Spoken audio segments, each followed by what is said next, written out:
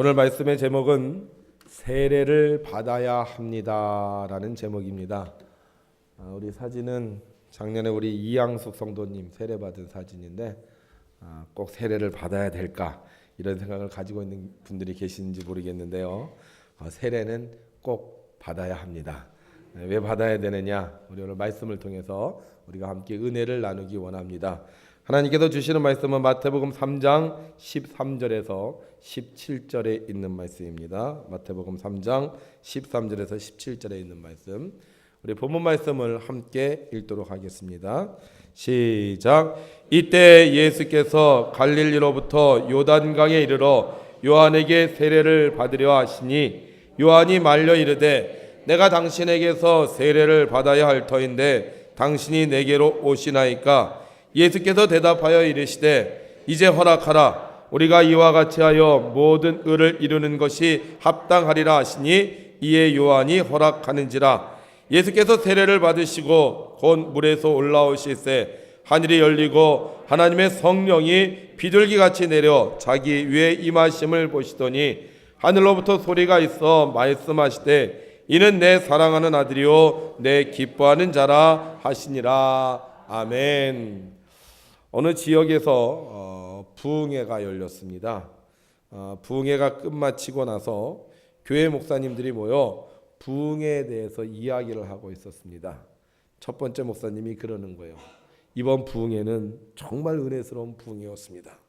부흥회가 끝나고 우리 교회는 4가정이나 등록을 했습니다. 이렇게 얘기하는 거예요. 별로 감동을 안 받으시는 것 같아요. 그죠? 두 번째 목사님이 얘기하는 거예요. 우리 교회는 더 좋은 결과가 있었습니다. 우리 교회는 이번에 부흥회가 끝나고 6가정이나 새로 등록을 했습니다. 그러니까 다 좋아하고 있는 세 번째 목사님이 다들 우리 교회보다는 못하군요. 우리 교회는요 이번에 부흥회가 끝나고 말썽꾸러기 10사람을 떼어버렸습니다. 한 가지 고민이 생겼어요. 사순절 기간 동안 기도를 하는데 하나님이 복을 주시는 게 좋을까? 아니면 문제를 해결해 주시는 게 좋을까? 이렇게 물으면 우리 교인들은 다 이렇게 대답하죠.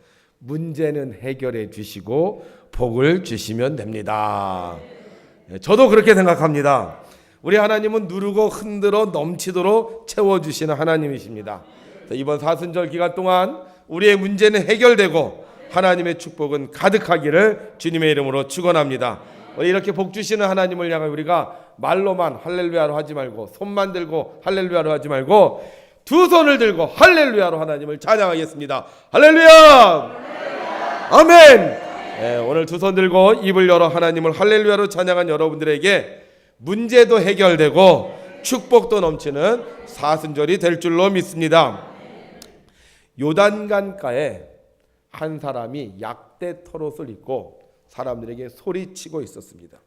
회개하라! 천국이 가까웠느니라. 세례 요한이라는 사람이요 요단강에서 사람들에게 크게 외치고 있었어요. 이 소리를 듣고 많은 사람들이 그에게 와서 회개하고요 세례를 받기 시작했습니다. 너도 나도 요단강에 들어와서 자기 죄를 자복하고 물속에 들어가 온몸을 담그며 새로운 삶을 결단하고 있었습니다. 수많은 사람들이 모여서 세례를 받고 있었는데 세례를 주던 세례 요한이 세례를 주다가 갑자기 깜짝 놀라고 맙니다. 왜냐하면 세례를 받으러 온 사람들 중에 예수님이 계셨기 때문이었습니다. 아니 예수님이 오셨는데 왜 그렇게 놀라는 것입니까?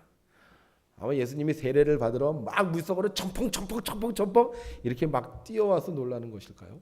아니면 사람들이 줄을 서서 이렇게 세례를 받으려고 하는데 예수님이 비켜! 그러면서 새치기 해서 놀라는 것일까요? 아니면 예수님을 원래 사촌이거든요. 예수님은 친척이에요. 그래서 예수님을 너무 오래간만에 봤는데 예수님이 너무 달라진 것을 보고 세례 요한이 깜짝 놀랄 것일까요? 왜 세례 요한은 세례를 주다가 예수님이 자기에게 오는 것을 보고 놀라는 것일까요? 예수님은요 세례를 받을 필요가 없는 분이었기 때문입니다. 왜냐하면 이 요한의 세례는요, 따라합시다. 회개의 세례. 무슨 세례라고요? 네, 요한의 세례는 회개의 세례예요. 요한의 세례는요, 내가 죄를 짓고 있는 사람이 와서 자기의 잘못을 고백하고 그 죄에 대한 용서로서 받는 회개의 세례였던 겁니다.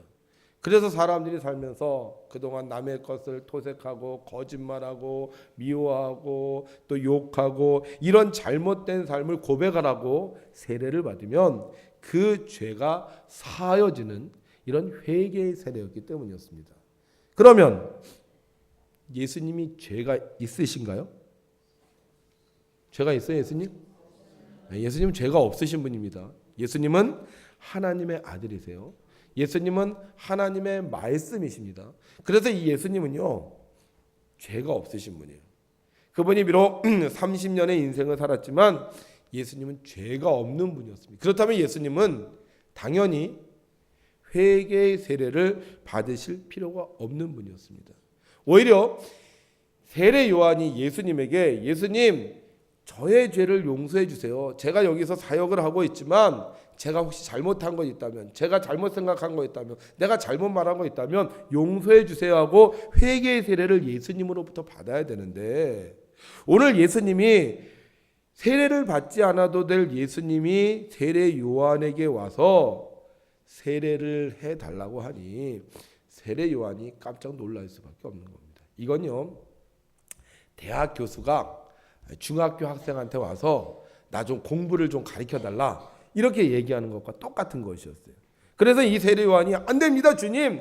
나는 주님의 신들매도 감당할 수 없는 사람인데 내가 어떻게 주님에게 세례를 준단 말입니까? 주님이 저에게 세례를 주시면 내가 세례를 받겠는데 주님, 나는 주님에게 세례를 드릴 수 없습니다. 이렇게 얘기하는 거였어요. 그랬더니만 예수님께서 뭐라고 설득하시느냐, 성경에 보면 이렇게 말하고 있습니다. 우리가 이와 같이 하여 모든 의를 이루는 것이 합당하니라. 무슨 말이에요? 너가 나에게 세례를 주고 내가 너에게 세례를 받는 것이 올바른 거란 얘기예요. 올바른 거는.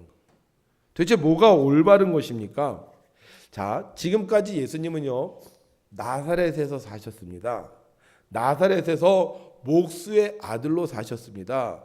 나사렛에서 목수의 아들로 사시면서 아버지를 도왔고 친구들과 함께 어울려 살았습니다. 그런데 이제부터는 나사렛 목수의 아들 예수가 아니라 하나님의 복음을 전하는 구원자 예수로 살겠다는 겁니다. 지금까지는 그냥 일반적이고 평범한 삶을 살았어요. 다른 사람들과 비슷한 삶을 살았습니다. 그런데 오늘 이후로는 예전의 나의 모습을 벗어버리고 새로운 인생, 새로운 삶, 새로운 직업, 새로운 사명을 가지고 살겠다는 거예요. 그래서 내가 이 모든 일을 행하기 전에 먼저 세례를 받는 것이 올바르다는 것입니다. 제가 이 세례를 설명할 때 결혼식에 비유를 합니다. 결혼식. 자, 두 사람이 서로 사랑을 해요. 너무너무 사랑을 합니다. 그러면 그냥 같이 살아도 되죠? 네? 아니, 사랑한다니까. 없으면 못 산다니까. 네. 어디 가면요, 그 사람 생각이 너무 나요. 정말로 너무너무 애지중지 아껴요. 그러면 그냥 같이 둘이 살면 되잖아요. 결혼식 하면 돈도 많이 들고, 결혼식 하면 뭐 또 몸도 피곤하고, 결혼식 하면 또 사람들한테 나중에 또 다 갚아야 되고. 그러니까 결혼식 안 하고 둘이 살아도 아무 문제 없죠. 사랑하니까. 그죠? 아니에요? 해야 돼요? 왜 해야 돼요? 그게 올바른 거예요.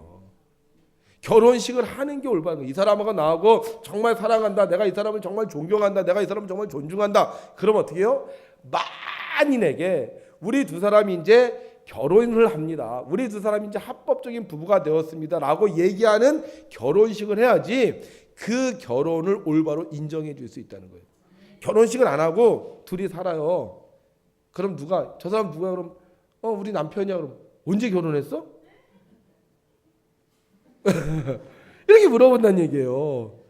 그렇잖아요. 결혼식을 안 하고 살면 사람들이 인정을 안 해줘요. 자기 자신도요, 내 남편이요, 내 아내라고 당당하게 얘기할 수가 없습니다. 근데 결혼식을 하면 실제로 서로 사랑을 조금 못 하는데, 옛날에 중매 결혼은 뭐 사랑 별로 없었잖아요. 그죠? 중매 결혼 서로 사랑을 안 하는데도 결혼을 하고 나면 다른 사람이 물어봤을 때 당당하게 저 사람은 내 남편이야, 내 아내야, 이렇게 얘기할 수 있는 것입니다. 결혼식 안 하고 살면요, 둘이 살다가 사랑이 식어버렸어요. 그러면 헤어질 수도 있어요. 근데 결혼식을 하면 설령 사랑이 가득하지 않다 할지라도요, 그 결혼의 서약을 끝까지 지키려고 노력한다는 겁니다. 결혼식 해야 돼요? 하지 말아야 돼요? 청년들, 결혼식 하고 살아야 돼? 그냥 좋다고 살면 안 돼요. 그건 올바른 게 아니에요. 올바른 게 아니에요. 우리 교회 차가 그 카니발 차가 있어요. 새로 산 차인데 차가 참 좋아요. 근데 속도가 110km 이상을 넘어가지 않아요. 110km. 고속도로에서 110km로 가면요, 정말 답답합니다. 근데 사람들이 그러는 거예요. 그 밑에 볼 장치를 딱 풀으면 속도를 더 갈 수 있다는 거예요. 유혹이 되더라고요. 이거 110km 장치를 풀고 고속도로를 한 150 정도 질주한다. 얼마나 좋을까? 그럼 돼요, 안 돼요? 왜요? 올바른 게 아니기 때문에. 만약에 사고가 나면요, 전혀 보험 혜택을 받을 수가 없고요. 사고가 나면 뭐 그거에 대해서 전혀 보상을 받을 수가 없습니다. 올바른 게 아니니까 안 되는 거예요. 세례 안 받아도 돼요. 예수님은 의로우신 분이기 때문에 굳이 죄사함의 세례를 받을 필요가 없는 분이었습니다.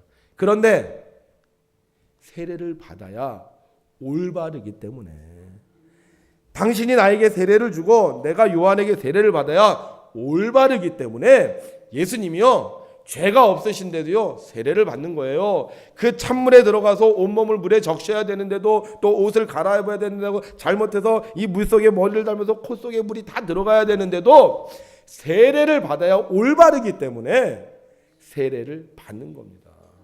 그럼 왜 세례가 올바른 겁니까? 왜 세례가 올바른 거예요? 예수님께서 세례를 받으시고 물에서 올라오셨습니다. 그런데 그때 하늘에서 소리가 나는 거예요. 뭐라고 소리가 나느냐? 따라합시다. 이는 내 사랑하는 아들이요, 내 기뻐하는 자라. 예수님이 세례를 받으시고 올라오는데 하늘에서 음성이 들리는데, 이는 내 사랑하는 아들이요, 내 기뻐하는 자라. 뭐가 그렇게 기쁠까요? 뭐가 그렇게 사랑스러울까요? 딴 거 없어요. 예수님이 세례 받으신 것은 하나님의 뜻을 이루신 올바른 행동이었다는 겁니다. 여러분, 신앙이란 무엇이냐? 신앙이란 올바른 삶을 사는 거예요. 신앙생활을 한다는 것은 내가 편한 대로, 내가 하고 싶은 대로, 내 경험대로, 내 능력대로, 내 지식대로 사는 것이 아니라 하나님께서 내게 가르쳐 주신 말씀대로 사는 것, 이것이 바로 신앙생활이라는 겁니다. 그래서 사람들에게 신앙생활하자 그러면 싫어해요. 왜요? 신앙생활하면 내가 이전에 즐기던 모든 삶을 다 버려야 되기 때문이에요. 신앙생활하면요, 내 하고 싶은 대로 하는 것이 아니라 하나님 말씀대로 살아야 되기 때문이에요. 사람들 종종 그래요. 교회는 다니되 빠지지는 마라, 그런 얘기 하죠. 근데 빠져야 돼요? 빠지지 말아야 돼요? 빠져야 돼요. 왜? 이제는 내 생활을 사는 것이 아니라 하나님이 내게 말씀하신 대로 살아야 되는 거예요. 마치 예수님께서 세례를 받으시기 위해서 물에 빠지셨던 것처럼 우리도 정말 신앙생활을 하려면 내 뜻을 버리고, 내 스타일을 버리고, 내 고집을 버리고 하나님 말씀대로 올바로 살 때 신앙생활하는 거예요. 그래서 신앙생활 한다면요, 주변에 신앙생활 안 하는 사람들이 되게 싫어해요. 왜요? 신앙생활하면 저 사람이 이제 나하고는 다른 삶을 살거든요. 신앙생활하면 저 사람은 이제는요, 예수 믿는 사람으로 살거든요. 신앙생활하면 저 사람은요, 밥 먹을 때 기도하죠. 주일날 교회 가지요. 또 무슨 일 있으면 하나님 아버지 하죠. 나하고는 전혀 다른 삶을 살기 때문에 주변에 있는 사람이 신앙생활한다 그러면 막 못하게 말리는 거예요. 여러분, 신앙생활은 나를 하나님의 말씀에 올바로 살게 하는 것입니다. 세례는 지금까지의 삶을 버리는 거예요. 예전에 세상 좋아하고 사람 좋아하고 놀기 좋아하고 먹기 좋아하고 마시기 좋아하고 이렇게 살던 모든 삶을 버리고 이제는 내가 하나님을 위한 하나님의 뜻대로 내가 살겠다고 결단하는 것이 바로 세례인 것입니다. 주님은 새로운 삶을 위해 세례를 받으셨습니다. 물론 주님은 지금까지도 잘 사셨어요. 지금까지도 문제가 없었습니다. 지금까지도 행복한 삶을 사셨습니다. 그러나 이제부터 주님이 인류 구원의 위대한 사명을 감당하기 위해선 세례를 받을 수밖에 없었던 것이었습니다. 여러분, 우리도 주님의 일을 하려면 세례를 받아야 됩니다. 지금까지 나의 삶을 떠나서 새롭고 위대한 삶을 살기 원한다면 그저 먹고 마시는 그런 인생을 사는 것이 아니라 모든 사람들을 구원할 수 있는 하나님의 복음의 삶을 살기 원한다면 우리도 세례를 받아야 하는 것입니다. 우리가 세례를 받을 때 우리의 인생은 달라져요. 하나님이 미워하는 자가 아니라 하나님이 사랑하는 자가 되고요. 하나님이 싫어하는 자가 아니라 하나님이 기뻐하는 자가 되는 것입니다. 그래서 하나님을 믿기로 작정한 사람, 이제는 내 뜻과 내 생각을 버리고 하나님의 뜻을 이루기 원하는 사람은 세례를 받아야 되고, 세례를 받을 때 이제 그는 하나님의 사람으로 변화되어지는 놀라운 축복을 받게 될 줄로 믿습니다. 그런데 하나님은요, 오늘 우리에게 또 다른 세례를 받으라고 하십니다. 세례 받았는데 또 세례 받아야 돼요? 교회 다닌 지 오래됐는데 또 세례 받아야 돼요? 난 열심히 신앙생활 한다고 생각하는데 또 세례를 받아야 돼요? 무슨 세례를 받아야 되느냐? 따라합시다. 성령 세례. 무슨 세례요? 성령 세례. 어느 날 아주 정직하고 의로운 사람으로 유대인의 지도자였던 니고데모라는 사람이 예수님을 찾아옵니다. 그리고 예수님에게 물어봅니다. 예수님, 사람이 어떻게 해야 거듭날 수 있습니까? 사람이 어떻게 해야 새로운 인생을 살 수 있습니까? 사람이 어떻게 해야 멋진 인생을 살 수 있습니까? 그러자 예수님께서 니고데모에게 말씀하십니다. 우리 함께 읽죠. 시작. 사람이 물과 성령으로 거듭나지 아니하면 하나님의 나라에 들어갈 수 없느니라. 아멘. 물과 성령으로 나지 아니하면 하나님 나라에 들어갈 수 없느니라. 그렇습니다. 우리가 하나님의 뜻대로 살기 위해서는 물 세례와 성령 세례를 받아야 됩니다. 물 세례와 성령 세례를 받을 때 우리는 하나님의 기뻐하시는 사람이 될 수 있는 것입니다. 세상은요, 항상 우리를 유혹합니다. 어떻게 해서도 우리를 쓰러뜨리려고 합니다. 그래서 우리가 이 사다를 걸어 무슨 동물에 비유합니다. 무슨 동물에 비유하죠? 뭐뭐와 같이 삼킬 자를 찾는다 그러죠? 우는 사자라 그래요. 그러니까 사단은요, 우는 사자와 같이 어떻게 하면 저 사람을 쓰러뜨릴까? 어떻게 하면 저 사람이 온전한 신앙생활을 못하고 어떻게 하면 하나님 뜻대로 살지 못하게 할까? 우는 사자같이요, 우리를 노려보고 있다는 거예요. 여기 계신 분들 사자 이길 수 있는 분 있어요? 사자 이길 수 있는 분 있으면 제가 동물원 사육사로 여러분들을 추천하겠습니다. 우리 사자 못 이겨요. 사자가 왕 하고 달려들면 그러면 사자한테 잡아먹힐 수밖에 없는 게 우리들입니다. 다시 말하면 우리가 세례를 받아도요, 우리가 사자 앞에 서면 사자 앞에 먹잇감이 될 수밖에 없다는 거예요. 수많은 신앙인들 세례 받았어요, 교회 다녔어요, 주일 나와서 예배 잘 드려요, 11조 잘해요. 그런데 사자가 공격을 하면요, 그건 넘어질 수밖에 없다는 거예요. 그런데 무슨 세례를 받으면? 성령 세례를 받으면 죄의 유혹을 이길 수 있다는 거예요. 성령은 다른 말로 두나미스라고 합니다. 원어로 두나미스라고 하는데 이 말이 뜻이 뭐냐면 다이너마이트예요. 다이너마이트. 다이너마이트 아시죠? 길쭉하게 생긴 볼펜같이 생겨서 딱 빵 터지는 거. 사자하고 다이너마이트하고 싸우면 누가 이길까요? 사자하고 다이너마이트하고 싸우면 당연히 다이너마이트가 이기겠죠. 우리가 성령 세례를 받으면 아무리 사자가 우리를 움켜잡으려고 해도요, 우리가 가진 성령으로 그 사단의 세력을 이길 수 있다는 겁니다. 그래서 우리가 물 세례 받았으면 그래서 무슨 세례 받아야 된다? 성령 세례를 받아야 되는 거예요. 성령 세례를 받아야지 우리를 유혹하고 있는 모든 악한 것들을 이기고 우리가 하나님의 사람으로 변화될 수 있는 것입니다. 그럼 어떻게 하면 성령 세례를 받아요? 딴 거 없어요. 기도해야 합니다. 기도하면 성령 세례를 받을 수 있어요. 구하라 그러면 주실 것이요, 찾으라 찾을 것이요, 두드리라 그리하면 열릴 것인데, 구하는 이마다 주시고 찾을 것마다 찾게 하시고 문을 두드려 열어주시는 하나님께서 너희가 좋은 것을 구하면 그 좋은 것을 주시지 않겠느냐 하면서 뭐라고 말씀하시냐면, 뭘 구해라? 성령을 구해라. 성령을 구하면 너희가 이제는 지금까지의 삶을 끊어버리고 새로운 삶, 승리의 삶, 축복의 삶을 살 수 있다는 거예요. 문제는 해결되고 하나님의 축복이 임하는 능력의 삶을 살 수 있다는 겁니다. 저도 신앙생활하면서 사탄의 공격을 받을 때가 참 많아요. 그냥 혼자서요 이길 수 없을 때가 참 많습니다. 그러나 성령님이 도와주시면, 성령님이 임하시면 유혹을 이길 수 있게 되는 줄로 믿습니다. 사랑하는 성도 여러분, 혹시 세례 받았는데 여전히 힘이 드십니까? 세례 받았는데 여전히 걱정과 염려가 많으십니까? 세례 받았는데 여전히 벌벌벌 떨고 사십니까? 이번 사순절 기간에 여러분들이 기도하셔서 성령 세례 받으시기를 주님의 이름으로 축원합니다. 사순절은 변화의 시간입니다. 예전의 모습을 벗어버리고 새로운 삶을 살 수 있게 해주는 은혜의 시간입니다. 하나님은 이 사순절 우리를 이곳으로 인도해 주셔서 우리를 이제는 하나님의 사역을 감당할 수 있는 위대한 사람으로 바꿔주실 겁니다. 여러분들이 사순절 교회 오는 것, 기도하는 것, 예수님처럼 좀 귀찮을 수도 있습니다.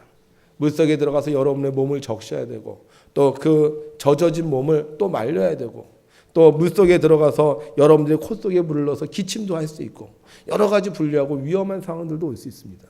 그러나 예수님께서 세례를 받지 않아도 예수님께서 하나님의 뜻을 이루기 위해 올바른 행동으로 세례를 받으셨던 것처럼, 오늘 우리에게 하시는 하나님의 말씀을 듣고 우리가 성령을 사모하여 세례를 받으면 하나님은 우리의 삶에 지전보다 더욱더 나아진 복된 삶을 반드시 허락해 주실 겁니다. 여러분, 우리 중에 기도 안 해도 될 분이 있을까요? 우리들 중에 성령을 받지 않아도 될 분이 있을까요? 아마 한 분도 없겠죠. 여러분들이 이번 사순절 기간 동안 하나님 말씀을 의지하여 기도하면 세례받은 여러분들에게 하나님께서 성령을 부어주시고, 또 아직 세례받지 못한 분에게는 또 세례와 함께 더불어 성령을 부어주셔서 여러분들이 이 제단의 문을 열고 나갈 때, 이는 내 사랑하는 자요 내 기뻐하는 자니 너희는 저의 말을 들으라 하는 이런 축복이 여러분들에게 선포될 줄로 믿습니다. 이제 27번의 새벽기도와 3번의 심야기도회가 남아있습니다. 하나님은 오늘도 우리에게 성령을 부어주십니다. 오늘 이 자리에 오신 분들 성령께서 하시는 말씀을 잘 들으셔서 여러분들이 이 사순절을 통하여 앞으로 살아가는 인생이 능력 있는 삶, 구원의 삶, 복음의 삶, 축복의 삶이 되시고, 특별히 2015년도에 여러분들이 우는 사자에게 쫓겨다니는 인생이 아니라 그 사자를 7길로 쫓아내는 능력 있는 사도가 되시기를 주님의 이름으로 축원합니다. 우리 이 시간 잠깐 통성으로 기도하겠습니다. 하나님 아버지, 우리에게 성령을 부어주옵소서. 우리에게 성령 세례를 허락하여 주셔서 우리가 지금까지의 삶을 벗어버리고 새로운 인생의 하나님의 축복의 길을 달려갈 수 있도록 해달라고 우리 주여 3번 부르고 통성으로 기도하겠습니다. 주여.